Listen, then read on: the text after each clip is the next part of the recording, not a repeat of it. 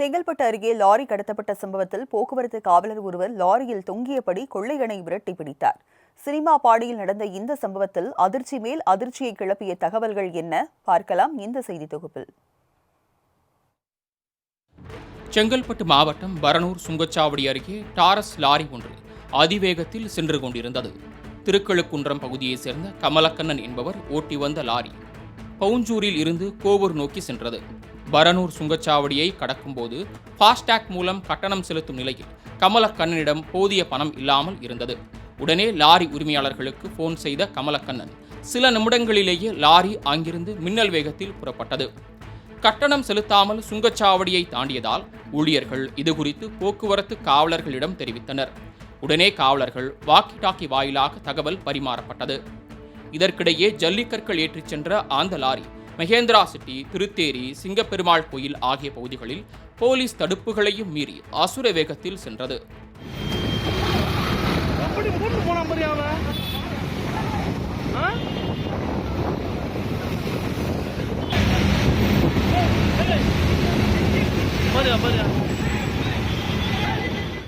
இந்நிலையில் போக்குவரத்து காவலர் பாலமுருகன் என்பவர் காவலரின் பைக்கில் அமர்ந்து கொண்டு லாரியை பின்தொடர உத்தரவிட்டார். ஒரு கட்டத்தில் லாரியை நெருங்கியவுடன் சினிமாவில் ஆக்சன் ஹீரோ போல பாலமுருகன் பைக்கிலிருந்து ஏறி தாவினார். லாரியின் இடது பக்க கதவில் தாவியவர் சுமார் 10 கிலோமீட்டர் தூரம் வரை தொங்கியபடியே பயணித்தார்.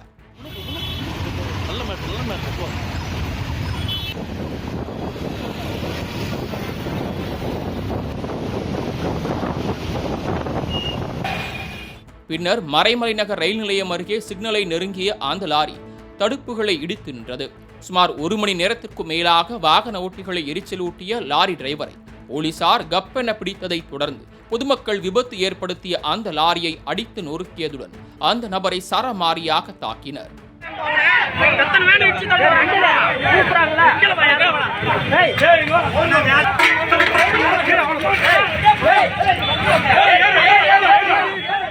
இதில் மற்றொரு அதிர்ச்சி என்னவென்றால் லாரிக்குள் கமலக்கண்ணனுக்கு பதிலாக சுபாஷ் என்ற மற்றொருவர் அமர்ந்திருந்தார். சுங்கச்சாவடியில் லாரி உரிமையாளர் அன்புவிடம் டிரைவர் கமலக்கண்ணன் பேசிக் கொண்டிருந்தார். இந்த இடைப்பட்ட நேரத்தில் லாரியில் ஏறிய சுபாஷ் கண்மூடித்தனமாக ஓட்டி செங்கல்பட்டு மாவட்டத்தையே கதிகலங்க வைத்திருக்கிறார். மேலும் சுபாஷ் மனநலம் பாதிக்கப்பட்டவர் என்றும் கூறப்படுகிறது. மேலும் அந்த நபர் குறித்து பரபரப்பு தகவல் வெளியாகி உள்ளது. நெல்லை மாவட்டம் பாளையங்கோட்டையை சேர்ந்த சுபாஷ் கடந்த 17ஆம் தேதியன்று ஊரப்பாக்கம் ரயில் நிலையம் அருகே கடைக்கு சென்று மோர் குடித்துள்ளார். இதற்கு சுபாஷ் இலங்கை நாணயத்தை கொடுக்க கடையிலிருந்த பெண் இந்த நாணயம் இங்கு செல்லாது என கூறியுள்ளார். இதனால் ஆத்திரமடைந்த சுபாஷ் கொதிக்கும் பாலை எடுத்து அந்த பெண்ணின் முகத்தில் ஊற்றிவிட்டு தப்பியதாக கூறப்படுகிறது.